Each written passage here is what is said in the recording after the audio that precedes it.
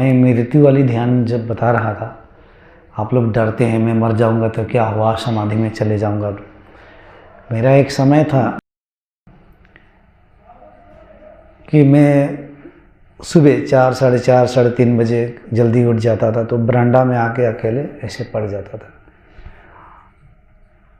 1 घंटा 1.5 घंटा ध्यान करने के बाद तब शरीर शिथिल हो जाता था, स्टीफ हो जाता था, लेट जाता था, श्वास तो रुक जाता था बिल्कुल ठहरने के जैसा। उसके बाद मैं स्वयं संकल्प लेता था कि ये मर जाए, मतलब जीव निकल जाए, प्राण निकल जाए, मतलब जानबूझ के प्रयास कर रहा हूँ। उस वक्त मैं नहीं सोच रहा हूँ कि मेरी पत्नी का क्या होगा, बेटा का क्या होगा। पहले निकलने का सोच रहे हैं, मरने की सोच रहे हैं, कोई इच्छा नहीं, वही एक अभिलाषा निकलने की, मृत्यु घटने की। दुनिया में अब कुछ है ही नहीं कुछ पाने के लिए। जो बीवी बच्चे हैं वो भी प्रकृति के ईश्वर को भी, कितने लोग मर भी जाते हैं तो भी तो संभालते हैं लोग। कितने बच्चे के माँ बाप नहीं रहते हैं, वो भी तो पढ़ लिख आए अफसर बन जाते हैं। तो ये सब मुझे समझ में आ गया था कि जो होना है तो होगा ही, लेकिन अपनी जो प्रयास हमेशा ये करता था, मतलब मर जाए, रुक जाए, खत्म हो जाए, अभी घट जाए मृत्यु। क्योंकि मैं मर भी चुका था, उससे पहले तो मर चुका था। जब निर्विकल्प समाधि लगी थी तो यही घटना हुई थी, मर रहा हूँ, खत्म खत्म खत्म खत्म। तो उसके बाद मरने के लिए आप बार बार कोशिश करोगे तो थोड़ी मर पाओगे, क्योंकि एक बार बाहर निकल गया तो आप निकल गया पूरा। अब फिर अंतिम, अब महासमाधि लेने के समय में अब प्राण शक्ति को रोककर कॉन्शियसली ऊपर आकर निकाल सकते हैं। उसके लिए बहुत प्रयास करना पड़ता है, बहुत ध्यान करना पड़ता है, और अपने प्राण शक्ति पे, यानी कि जो प्राण का आवागमन जो हो रहा है उस पे आपका पूरा नियंत्रण होना चाहिए। मन, आपके अंदर के मन की शक्तियों पे, प्राण शक्तियों पे पूरा नियंत्रण होगा, तब ही आप इच्छा मृत्यु बैठ के अपने आप को कर सकते हैं। ऐसे बहुत चंचल रहेंगे, भाग दौड़ करते रहेंगे नहीं, श्वास पे उसकी हम परीक्षा ले सकते हैं कि आपका मन कितना चंचल है, क्या है। देखिए कभी कभी मन शांत होता है, कभी कभी मन चंचल भी होता है। आपका अपने प्राण शक्तियों पे कितना नियंत्रण है उसकी परीक्षा ले सकते हैं। जैसे हम 2nd लेवल 3rd लेवल का प्रोग्राम करवाएंगे कभी कभी निर्विकल्प समाधि में, तो उसमें हम चूज करके लेके जाएंगे। 10 दिन 12 दिनों का 15 दिन की सेशन होगी। उसके लिए ऐसा चूज किया जाएगा कि वो, और उसमें भी जिन लोगों की कुंडलिनी शक्ति जागृत हो चुकी है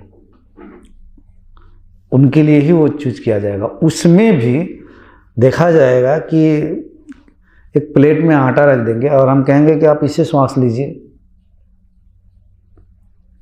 इसे छोड़िए। तो उसमें लेने में छोड़ने में उसका लेंथ भी कितना है, वो लेंथ भी डिसाइड होगा कि लेंथ इतना ही होना चाहिए, इतना ही लेंथ होना चाहिए तो ठीक है। लेंथ भी बहुत दूर होगा तो मुश्किल है, क्योंकि श्वास बिल्कुल छोटा हो जाना चाहिए, बिल्कुल छोटा। तो जब हम कहेंगे राइट साइड से लेने के लिए, ईड़ा पिंगला दोनों को चेक करेंगे, दोनों के आप अपने मन मुताबिक चला पा रहे हैं और कितना आ रहा। अगर आया और आटा वहाँ से उड़ गया तो हमें पता चल जाएगा, इससे श्वास गया तो उड़ जाएगा, तो पता चल जाएगा कि उसी में आप रिजेक्ट हो जाएंगे, क्योंकि आप अभी उसके लिए सक्षम नहीं है, वो निर्विकल्प तक जाने के लिए। उससे पता चल जाता है। अगर आप अपने मन मुताबिक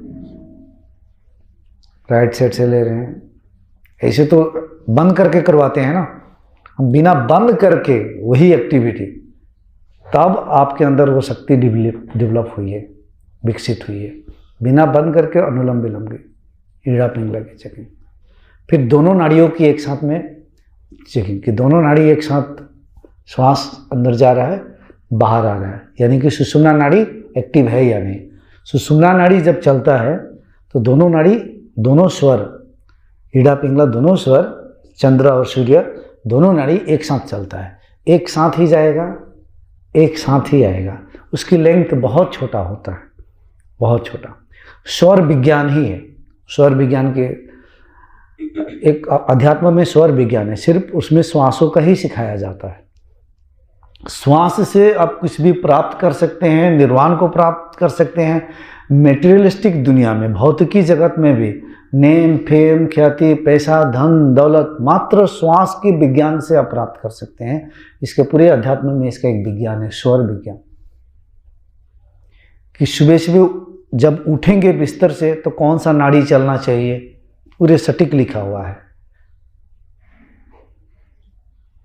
खाना खाएंगे तब कौन सा नाड़ी चलना चाहिए, जो चलना चाहिए वो नहीं चलकर दूसरा नाड़ी चल रहा है तो आपको बीमार होगा, आपका खाना अच्छा से डाइजेशन सिस्टम काम नहीं करेगा।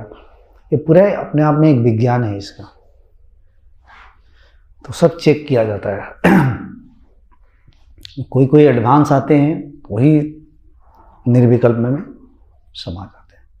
तो आज की जो सेशन हमारी हुई है उसके बाद आप लोग काफ़ी शांत दिख रहे हैं, अंदर से शून्यपन आ रही है और इस भ्रम से भी आप निकल जाइएगा। मैं स्वर विज्ञान के बारे में अभी कुछ बोलना नहीं चाहता हूँ, कभी बोलूँगा, उस पर बहुत देर तक बोलना पड़ेगा उस विज्ञान पर।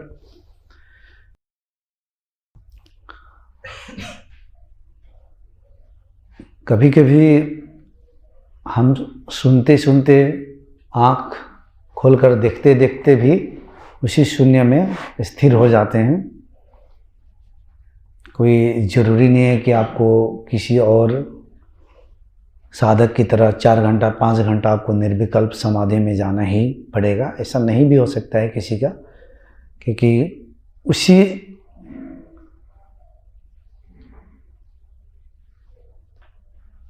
महाशून्य की अवस्था में, जिसको अवस्था कहना भी गलत है, उसको कुछ कहना ही गलत है, वहाँ तक पहुँचने का कई मार्ग होता है। ऐसा नहीं है कि आप निर्विकल्प समाधि में जाएंगे तभी पहुँचेंगे। हम चलते फिरते घूमते फिरते जप सिमरन करते ध्यान करते अंदर हम धीरे धीरे मिटते चले जाएंगे, गलते चले जाएंगे, खत्म हो जाएंगे और देखेंगे कि अंदर में निराकार आकाश की तरह एक महाशून्य के केंद्र आ जाएगा आपके अंदर। आप परम शांत परमानंद की अनुभूति होने लगेगी। जिसकी कुंडलिनी शक्ति जागृत नहीं है उनका सिर्फ भ्रम हो सकता है। भ्रम का मतलब है कि वो ध्यान करते करते ऐसे शांत हो जाएंगे तो उनको लगेगा कि यही शांति की अवस्था ही आत्मिक स्थिति है, लेकिन ये आत्मिक स्थिति नहीं है। आत्मिक स्थिति तक पहुंचने के लिए सूक्ष्म शरीर के अंदर कुछ घटना घटित होना जरूरी है। वह घटना यह है कि आपके मूलाधार चक्र से कुंडलिनी शक्ति सुषुम्ना नाड़ी से ऊपर आकर सहस्त्रार तक आएगी। ये पूरे खाली हो जाएगा, ब्रह्मरंध्र सहस्त्रार सब खुल जाता है। वह व्यक्ति, वह साधक, वह खोजी, वह भक्त, वह कभी भी भ्रमित नहीं हो सकता है। और उसका प्रमाण यही है कि वो ऐसे बैठेगा, ऐसे ऐसे वो हिलते रहता है, एनर्जी फ्लो होते रहती है, लेकिन इस यंत्र में एनर्जी फ्लो होकर यहाँ तक आते रहती है। ये कभी भ्रमित नहीं हो सकता है। बाकियों का ऐसा नहीं हुआ है तो ध्यान कर करके ऐसे ही शांत हुए हैं, क्योंकि इसके पहले भी हम शांत हो जाते हैं, फिर वो शांति भंग भी हो जाती है। तो इस तरीके से हम ऊपर आते हैं। इसीलिए हमारे मार्ग में इसकी पूरी एग्जामिन करते रहते हैं, किसकी जागरण हुआ है नहीं हुआ है। उसके बाद बोध की ओर तैयारी करते हैं। ये पूरी तरह से खुल गया तो शक्ति आई, शिवा से मिलन हुआ तो शक्ति जाके शिवा में ठहर गई। और जो मिलन जो हो रहा है यही मर्जिंग है, यही समाधि है,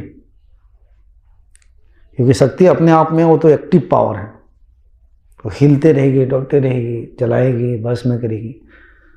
और शिवा जो है न्यूट्रल पावर है, उसमें आके ठहर जाएगी, मिलन होगा, संभोग हुआ शक्ति और शिवा का। और आप ऊपर फिर नीचे आएंगे तो गड़बड़, ऊपर ही जाके स्थिर हो गए आप। फिर पूरे शरीर में कहीं भी ध्यान केंद्रित करेंगे तो आपका शरीर का देखेंगे हर जगह ही एक आकाश है। लेकिन सुनने में बहुत आसान लग रहा है, अपने जीवन में अनुभूति में लाना जन्मों जन्मांतर का खेल होता है। चित्त को शुद्ध करना पड़ता है, चित्त एकाग्र होता नहीं है। फिर सत्य रजस तमस इन तीनों से बना हुआ चित्त की पूरी तरह से डिजोल्यूशन होना पड़ता है। तो ये सब करने के लिए ही हम ये सब काम कर रहे हैं। उसमें भी पूरी आत्मबोध तक पहुंचने के लिए ओनली सुषुम्ना नाड़ी की एक्टिवेशन काफ़ी नहीं है। इसके बाद 114 जो चक्र है उसमें से 108 चक्र का जागरण भी चाहिए।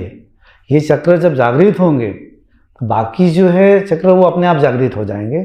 4 चक्र, 2 चक्र तो आपका ऑलरेडी है ही, उसको करने की कोई ज़रूरत नहीं है। ये सब जागृत होता है सूक्ष्म एनर्जी सेंटर से, और ये सब बाद में छूट जाता है, मतलब ये सब खत्म भी हो जाता है। महाशून्यता को आप पाएंगे, उसके आगे कुछ भी नहीं है। उसके बाद आपके पास प्रत्यक्ष कोई शिव, कृष्ण, दुर्गा आके सब बैठे, किसी से कुछ मतलब नहीं रहेगा आपका, क्योंकि आपसे बिगर कोई है ही नहीं। कोई देवी देवता cannot exist in you, they have become totally diluted for you. Otherwise there will be bondage, बंधन, फियर। कोई है तो हमेशा डर लगते रहेगा हमें, वो कहाँ है उसका चिंतन मनन चलते रहेगा, वो क्या कर रहा है चिंतन मनन चलते रहेगा। वहाँ पे कोई नहीं होता है फिर। ठीक है।